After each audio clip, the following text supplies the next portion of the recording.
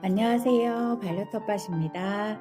오늘은 텃밭을 가꿀 때 작물 심는 시기와 작물의 종류, 수량을 정할 때의 기준은 어느 정도 나의 생각대로 합시다 라는 주제로 제 생각을 말씀을 드려보려 합니다.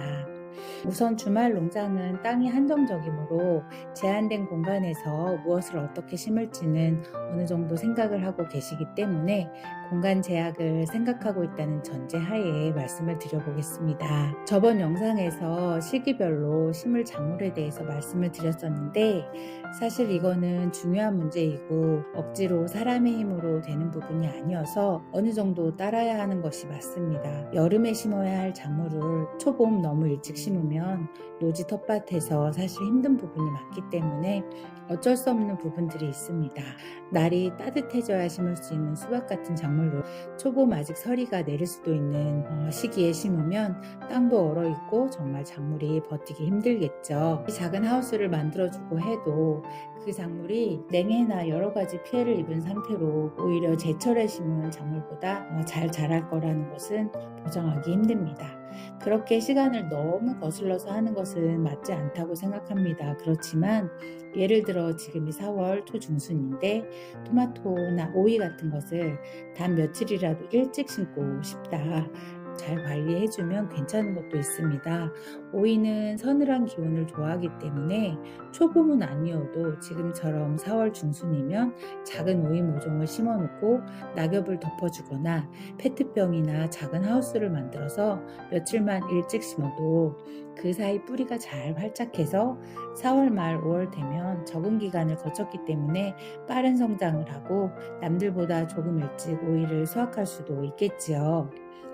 지금 오이를 텃밭에 심어 놓은 분이 계시다면 요 며칠은 날이 따뜻했고 밤 기온도 그럭저럭 괜찮았지만 요번 주말에 비도 오고 태풍급의 바람이 불 수도 있다고 하니 반드시 페트병을 씌워 놓거나 해주셨으면 좋겠습니다. 오이 모종이 다치지 않게 조심해서 푹 씌워 주실 것을 권하고 뚜껑은 열어 놓으시면 공기순환이 돼서 태풍이 와도 크게 상하지는 않을 것입니다.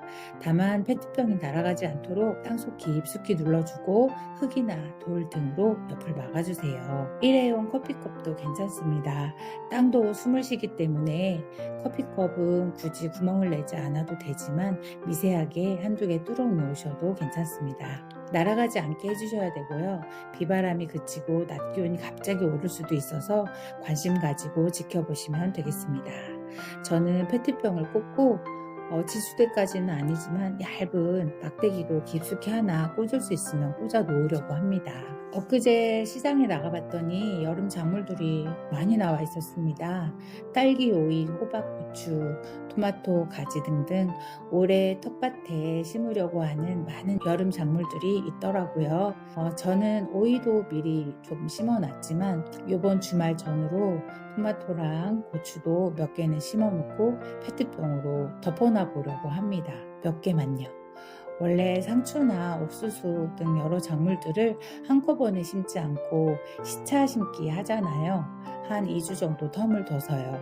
간격을 두고 나누어 심으면 적당한 양의 작물이 시간을 두고 수확기에 들기 때문에 한꺼번에 꽃대가 올라오고 그러지 않아서 좋은 것 같습니다. 일반적으로 상추든 열무든 파든 꽃대가 올라오면 맛이 없어집니다. 그렇게 고구마도 일부러 약간씩 한꺼번에 다 수확하면 양이 너무 많고 하는 분들은 일부러 나눠서 심는 분들도 있거든요. 페트병 잘 씌워놓고 어느 정도 적당히 물 관리해주면 조금 일찍 오이, 토마토를 따먹을 수 있습니다. 물론 잘 안 될 수도 있지요. 못 버티는 작물들도 있습니다. 반드시 성공할 거라고 말씀드리는 것은 아니에요. 하지만 저는 텃밭을 일구면서 하고 싶은 거 다 해보자 주의입니다. 이걸 심어서 꼭 열매를 얼마만큼 얻을 거야 이런 것보다는 해보고 주의를 기울여 보고 관리도 해보고 그러는 동안에 저의 마음이 뭔지 모를 설레임이 있고 잡생각이 없어지고 기대감만으로도 좋은 긴장감이 있더라고요. 저는 그런 것들이 좋습니다. 그리고 그런 게 다 경험이 됩니다. 물론 제 시기에 맞는 작물 심어서 무난하게 크는 그런 작물들을 보는 것도 행복합니다. 그런데 아주 조금 일찍 심어보거나 혹은 조금 늦은 것 같지만 또 씨 뿌려보거나 모종을 구해다가 심어보는 것, 저는 이런 거 다 해보시라고 추천드립니다. 농사 첫 해에 저희 경우 밭을 만든다고 산의 흙을 받아다가 썼습니다. 퇴비도 엄청 뿌렸고요.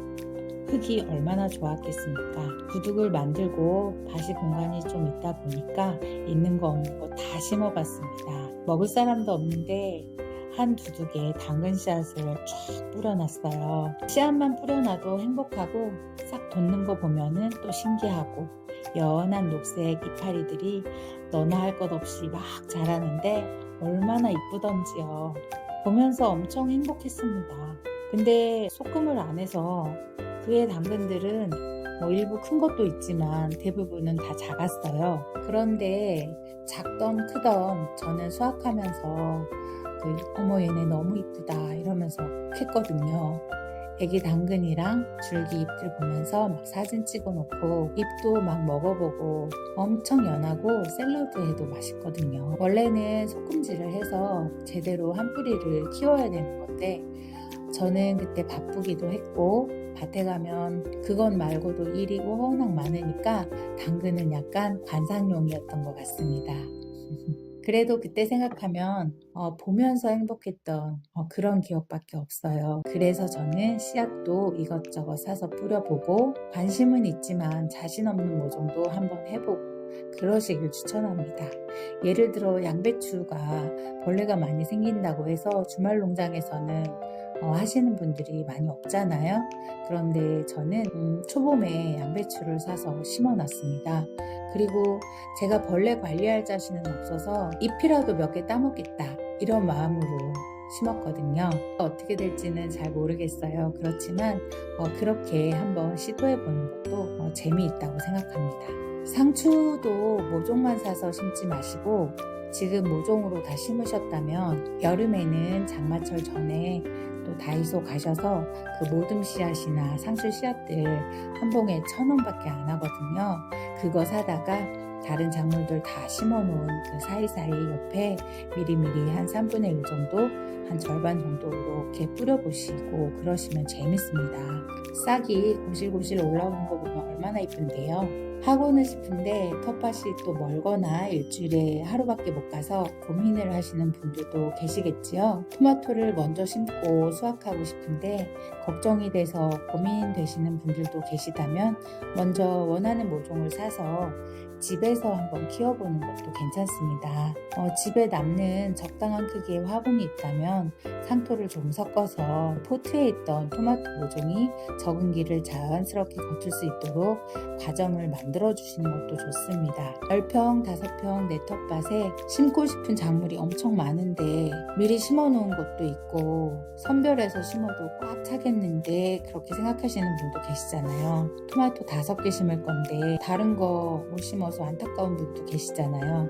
그런 분들은 토마토 모종을 지금 3개 사다가 화분에서 좀 키워서 그 화분의 흙 형태 그대로 나중에 옮겨 심으시고 적은 길을 거쳤기 때문에 또 금방 크고 겨순이 금방 나오거든요. 그때 겨순을 따서 또 다른 자리를 찾아보시는 거예요. 상추나 이런 거 어느 정도 또 따먹고 나면 이렇게 뽑고 그 자리에 심어도 되고 옮겨 심기 할 수 있으면 그렇게 옮긴 자리에 겨순을 키워서 토마토를 더 수확해 보시는 것도 좋은 경험이 될 것입니다. 또 그렇게 하면 수확이 한꺼번에 몰려서 처치곤란하게 되지도 않고 약간 선선할 때까지 맛있는 토마토를 따드실 수 있습니다. 그리고 주말 농장처럼 작은 규모든 아니면 큰 텃밭이든 우리가 어느 정도 해야 될 것들이 있는데 먼저 좋은 열매를 얻기 위해서는 밭을 우선 잘 만드셔야 합니다. 주말 농장은 다양하게 운영되지만 예를 들어 주인이 밭을 갈아주고 퇴비까지 넣어서 구획해주고 어느 정도 두둑을 만들어 주시는 경우도 있는데 보통은 그래도 내 스타일대로 두둑을 더 만드시잖아요. 그럴 때 너무 두둑만 그냥 만드시지 말고 그 안에 잘 숙성된 퇴비랑 비료를 조금 넣어서 두둑을 만들어 주실 것을 권합니다. 주인분이 해준 퇴비로는 부족한 경우가 많기 때문입니다. 물론 작물에 따라서 다르긴 하지만 우리 주변에서 큰 농사하시는 농부님들도 퇴비랑 영양소를 엄청 신경 씁니다. 그래서 좋은 작물이 나오는 거거든요. 영양이 많아야 작물이 맛있는 열매를 많이 맺어주는 건 당연하겠죠. 다이소에도 또 적은 양의 비료들도 있으니까 그런 거라도 중간중간에 섞어서 많이 해주시면 좋을 것 같습니다. 그리고 주말 농장은 옆 땅이 거의 바로 붙어있기 때문에 나중에 작물이 가지가 다 뻗었을 때까지 생각하셔서 통행이 불편하지 않도록 약간 안쪽으로 심어주셔야 합니다. 지나다니다 보면 내 작물이든 그쪽 작물이든 꽃이나 이런 게 좀 떨어지거나 할 수도 있고 가지가 부러지거나 그럴 수도 있거든요. 생각보다 토마토나 가지 같은 거는 굉장히 크게 많이 뻗습니다. 그런 걸 꼭 감안해 주시면 좋을 것 같습니다. 덩쿨 작물 하실 경우 지주대를 만드실 텐데 주말 농장마다 기준이 또 있을 텐데 그늘질 것까지 조금 생각해서 저는 너무 밭 끝쪽까지 지주대를 세우지 않고 약간 안쪽으로 설치해서 제 땅 기준에서 북쪽에 계신 텃밭을 운영하시는 분께 피해가 덜 가도록 할 생각입니다. 이런 약간의 에티켓만 지켜도 주말 농장에서 다 같이 행복하지 않을까 생각합니다. 오늘은 텃밭을 읽으면서 어떤 선택을 해야 할 때 어느 정도 기준을 따르면서도 내가 행복할 수 있다면 해본다의 취지로 텃밭을 운영해 보시면 어떨까 하는 말씀을 드려보았습니다. 경험도 쌓을 수 있고 내가 조금 더 행복할 수 있다면 그런 쪽으로 선택하시면 어떨까 합니다. 그리고 주말 농장 텃밭 단톡방이 있는데 땅이 작은데 자리 많이 차지하는 모종을 굉장히 많이 신청하시는 분들이 계시거든요. 몇 년 농사를 지어본 저의 경험으로는 저걸 다 어떻게 심으시려고 하시나 하는 생각도 우선은 들었지만 약간 좁게 심고 어떡하지 하는 경험을 할 때 그때 저도 있었기 때문에 미리부터 그렇게 심는 거 아니다 이런 말 하고 싶지 않습니다. 나름대로 그분들도 생각을 가지고 하시는 걸 텐데 하고 생각하기 때문이죠. 지나고 보면 그런저런 과정들도 난 행복했던 것 같습니다.